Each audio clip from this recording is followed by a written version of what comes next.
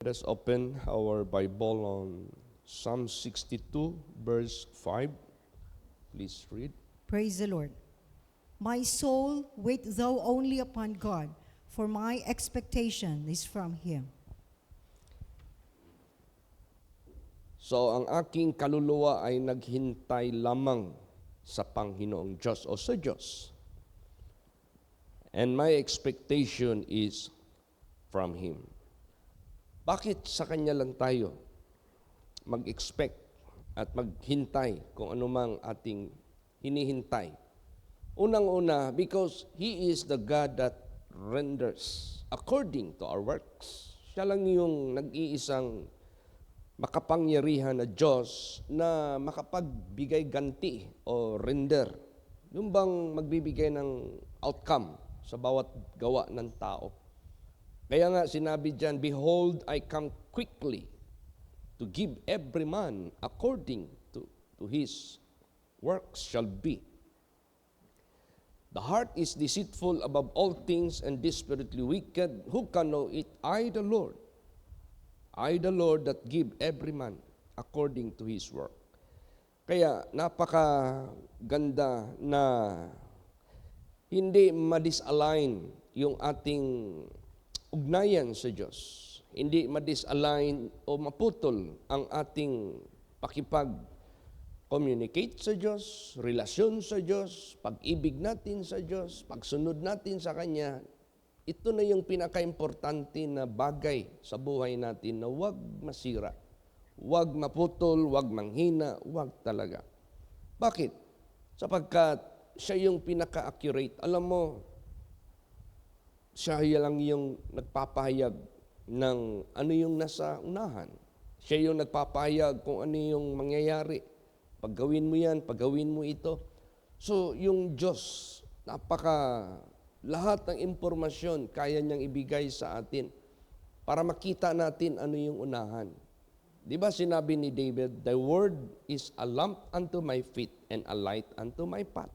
So, ito yung salita ng Diyos na nagbibigay sa atin ng liwanag ng ating landas. Nakikita natin kung anong magiging resulta sa ating nilalakaran sa present time. Bakit? Basahin natin. Habakkuk chapter 2 verse 3. Praise the Lord. For the vision is yet for an appointed time, but at the end it shall speak and not lie. Though it tarry, wait for it, because it will surely come, it will not tarry. Yan. Vision. Pag sinabing vision, pananaw. Pag sinabing pananaw, it gives a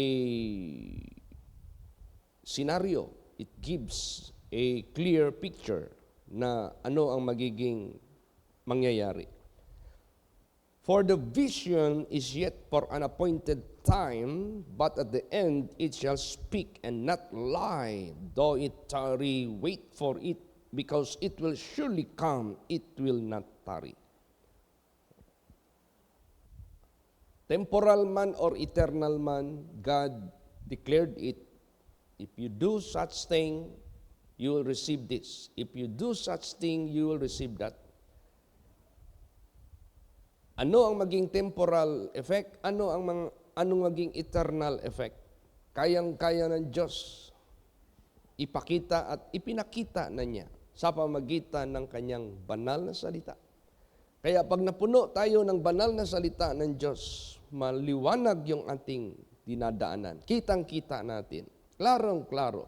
It's up to us na lang whether we will follow the instruction of God.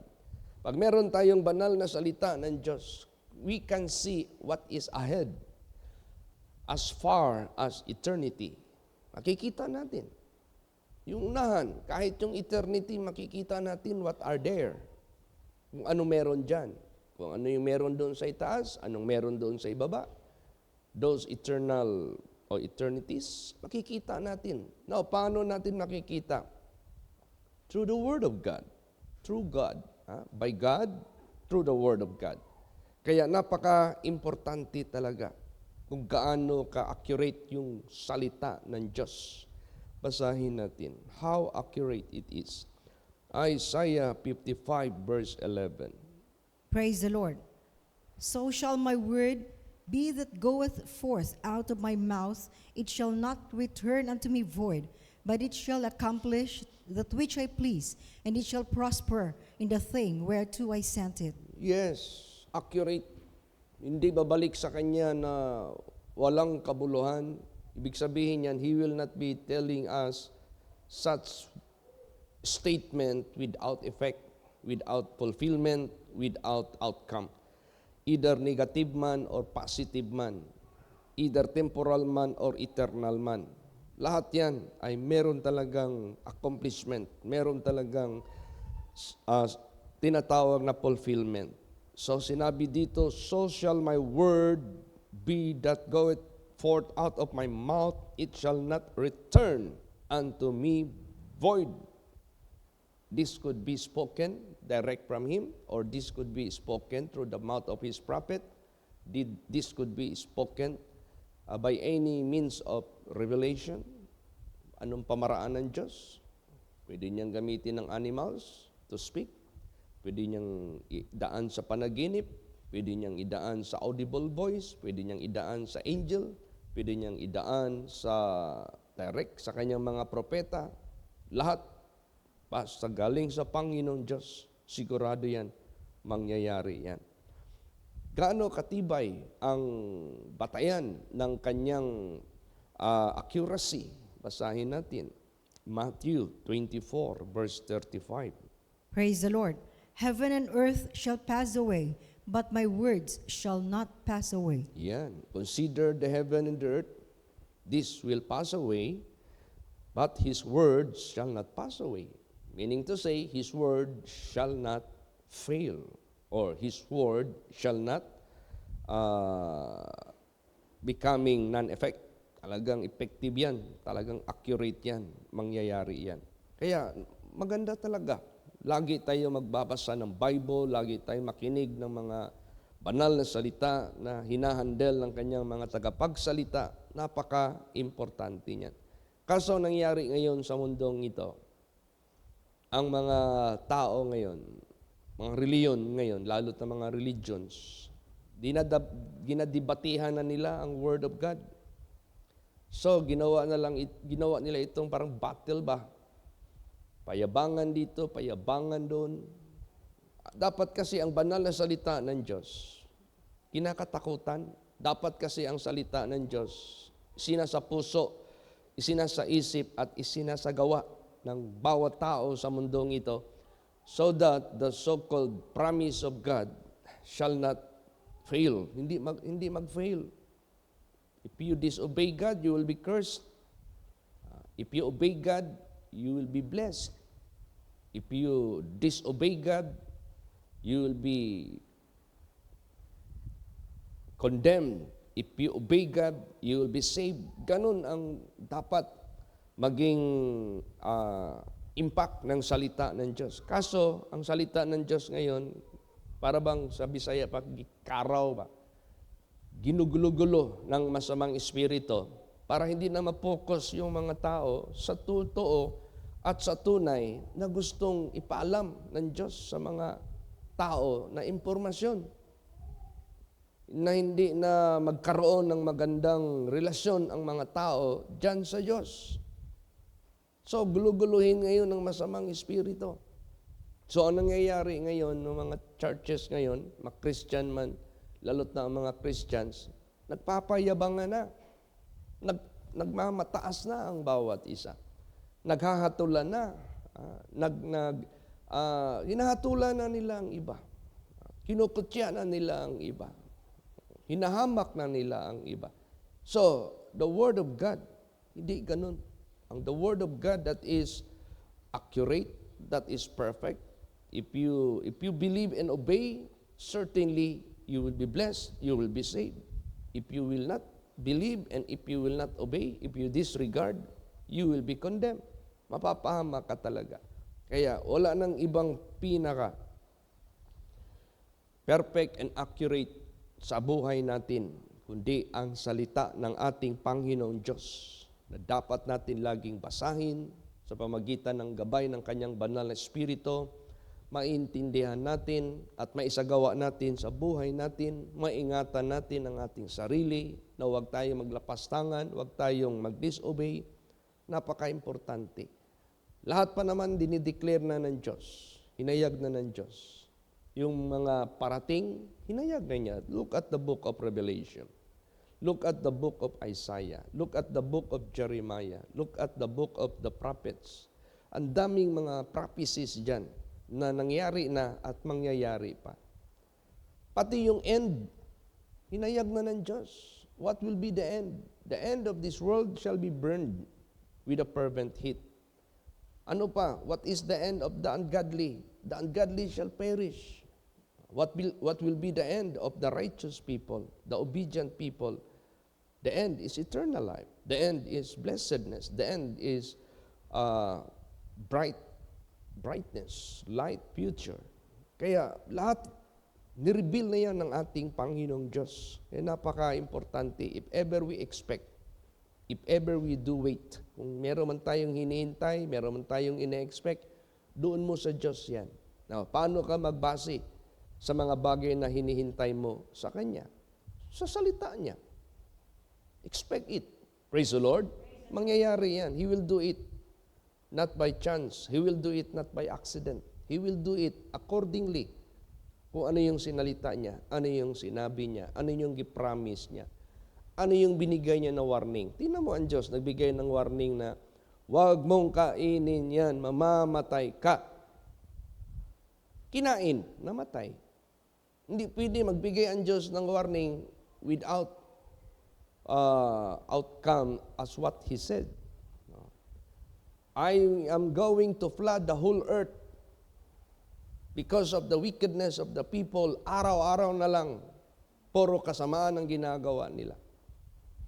Nabaha, kasi sinabi niya, I will burn Sodom and Gomorrah. Sabi naman ni Abraham, Lord, if there are 50 righteous, sunugin mo? Sabi ng Diyos, hindi. 40, hindi. 30, hindi. 20, hindi. 10, hindi. Doon man lang ang bargaining ni Abraham. Hindi man umabot ng 10. 4 lang. Di sunog. Kaya kung ano yung warning ng Diyos, hindi pwede yan na walang ano yan, walang idudulot yan. 100%. That is not a saywar. But that is a warning with accuracy. That is warning with passion. That is warning with compassion. Para hindi ka mapahamak, para hindi ka mahatulan sa iyong kapahamakan. Basahin natin Isaiah 46 verse 10. Praise the Lord. Declaring the end from the beginning, and from ancient times the things that are not yet done, saying, My counsel shall stand, and I will do all my pleasure. Yes, He will not do it by accident. He will not do it by chance. He will not do it by ano pa dyan. But He will do it according to His pleasure. Declaring the end from the beginning. Imagine, hinayag niya ang katapusan mula sa panimulain. Mula sa mga ancient times, the things that are not yet done. Pati yung mga bagay na hindi pa nangyari. Pati yung ancient times na hindi alam ng mga tao anong nangyari, nireveal niya yan. My counsel shall stand, I will do all my pleasure.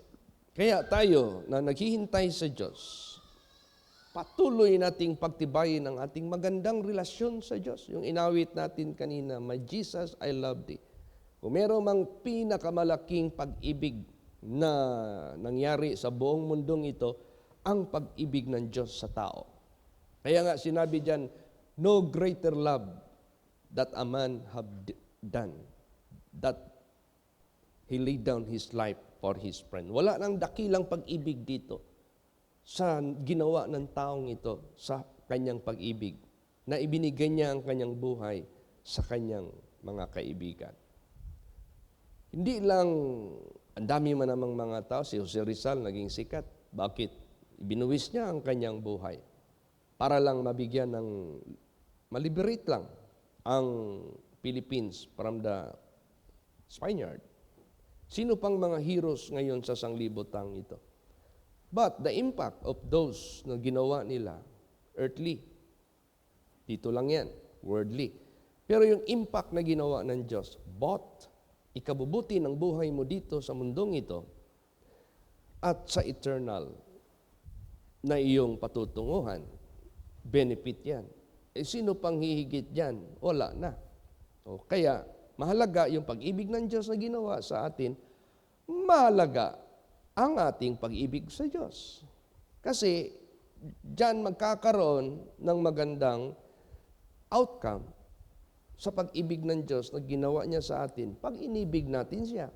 Kasi pag hindi natin inibig ang Diyos, although inibig niya tayo, wala. The Bible says, because you do not receive the love of God, God will send a strong delusion that you should believe a lie. So there is no option, there is no choice, and there is no alternative. If you fail to love God who loves you, o who loved you, wala, pahamak ka. Bibigay ka doon sa kamay ng kaaway ng Diyos. Kaya walang alternative, walang any choice ang tao, but you must love God after God loves you. Matapos inibig ka ng Diyos, ibigin mo rin ang Diyos. Kaya napaka-importante. So tayo na napaibig na sa Diyos, by keeping His commandments, tayo na napag-ibig na sa Diyos, naniniwala tayo sa Kanya at gumagawa tayo ng mga according na pleasurable sa Kanya, yung mga pleasing sa Kanya, ang gawin na lang natin is always renew our strength. Don't let it expire. Don't let it cease. Neither fading away. Wag. Kailangan renew natin lagi ang ating strength. Lagi nating pagtibayin yung relasyon natin sa Kanya. Lagi nating gawing active. Lagi natin itong gawing mabuti. Lagi nating lahat na dapat nating hindi pabayaan yung ating magandang relasyon sa Diyos. Huwag maputol na ito. Basahin natin yan. Isaiah 40:31. Praise the Lord. But they that wait upon the Lord shall renew their strength. They shall mount up with wings as eagles. They shall run and not be weary, and they shall walk and not faint. Yes, imagine that. Hindi ka manghihina. Renewing your strength. Merong ano yan, may benefits yan. Meron niyang magandang benepisyo. Parang insurance, pag hindi mo yan pinutol at something that will happen, sigurado yan, mabibenefit mo yung according to the policy. Ganon din sa buhay natin, sa spirituality natin, sa relasyon natin sa Diyos, habang naghihintay tayo sa Kanya, sa mga bagay na siguradong mangyayari at ibibigay niya sa atin as what He said, as what He declared, both temporal and eternal.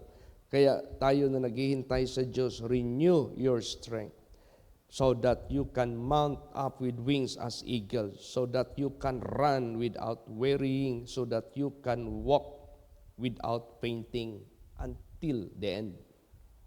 Praise the Lord. Ang ganda ng magiging epekto. At habang ginagawa natin yan, siya din yung ating tibay. Siya rin yung ating katatagan. Hindi na tayo makikilos. Basa. Psalm 62:1 and 2. Praise the Lord. Truly my soul waiteth upon God. From Him cometh my salvation. He only is my rock and my salvation. He is my defense. I shall not be greatly moved. Yan, hindi ka mamumove, hindi ka makikilos. Siya yung bato mo, siya yung kaligtasan mo, siya yung depensa mo. Hindi ka talaga mamumove magpakailan paman. See? Why? Because you expect from God. You know, if you expect from somebody, meaning to say, you ask something from her or from him.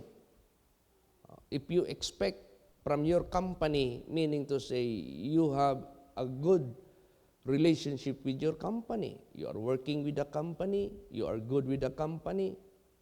See, you are among the employee of the company. So anong ine-expect mo sa company? Yung rate ng iyong sweldo. Expect it, they will give it to you. Any benefits which the company of yours, expect it, He will give it to you. So ganun din sa buhay natin. Sa ating pagkilala sa Diyos, sa ating pagsunod sa Diyos, sa ating pag-ibig sa Diyos, na lagi nating nire-renew day by day, you ask something. Anong you ask something? Di ba sabi ng Diyos, call unto me, and I will answer thee, and show you great and mighty things which thou knowest not. Do you call upon Him? Ask anything in my name, I will do it. Did you ask something from Him? O kung yan ay ginagawa mo, dahil magandang relasyon mo sa Diyos, acknowledge ka ng Diyos, accepted ka ng Diyos, approved ka ng Diyos, worthy ka sa harapan ng Diyos. So yung ine-expect mo sa Diyos, lahat yan, tatanggapin mo yan. So yung expectation mo sa Diyos, bibigayan ng Diyos, both temporal and eternal. Kasi hindi siya sinungaling. Faithful talaga siya. Kaya sa buhay natin, if ever we put our trust, must be in God. If ever we put our expectation, must be in God. Bakit? Sa tao pala. Tao, anytime shall die. Tao. Tingnan mo yung istorya ni Pastor Manny, nung siya ay nagtatrabaho kay Kwangko.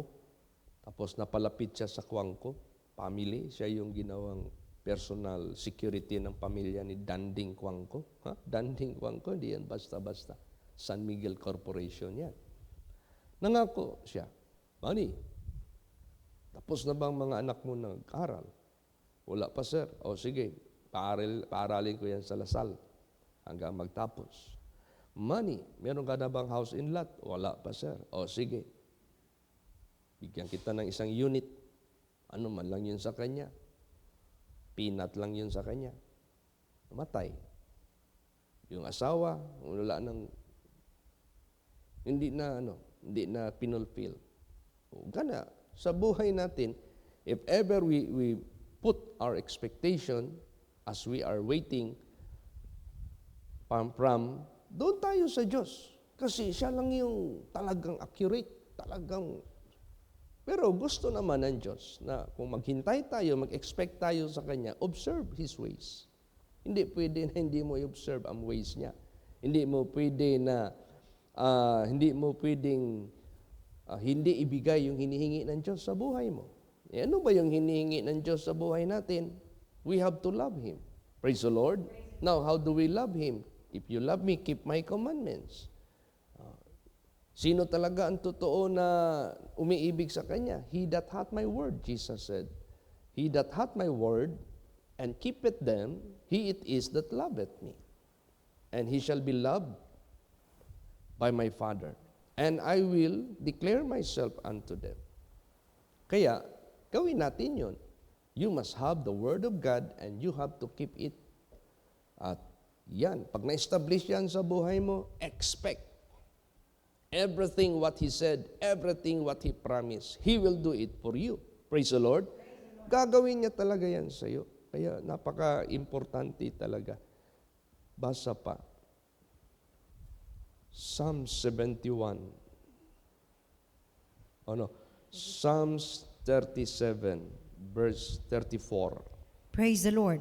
Wait on the Lord and keep His way, and He shall exalt thee to inherit the land. When the wicked are cut off, thou shalt see it. See? Don't ever be a wicked one because God will cut you off. But keep His way so that as you wait on the Lord, keep His way and He shall exalt thee to inherit the land. Oh, that is the both temporal land and eternal land. Both benefits here on earth and benefits up there in heaven. Kaya napaka-importante yung ating magandang ugnayan sa Diyos. Kasi lahat ng expectation mo dyan sa Kanya, it shall not fail. Gawin natin yan hanggang matatanda tayo. Basa Psalm 71 verse 5. Praise the Lord. For thou art my hope, O Lord God. Thou art my trust from my youth. Yes, kahit ubusin pa natin yung lifespan natin na binigay ng Diyos, hindi mauubos yung kanyang faithfulness, hindi mauubos yung kanyang goodness, hindi mauubos yung kanyang sustenance, hindi mauubos yung kanyang lahat na dapat nating ibe-benefit. Walang expiration yan eh. Forever yan. Kaya the lifespan of ours, full yan. Ma-experience natin ang ating ine-expect sa Diyos as we make our relationship with Him always renewed, always strong, always fresh. Hanggang tatanda na lang tayo. Hanggang kailan tayo kunin ng Diyos, hindi mawawala yan. We can still declaring His works. Last verse.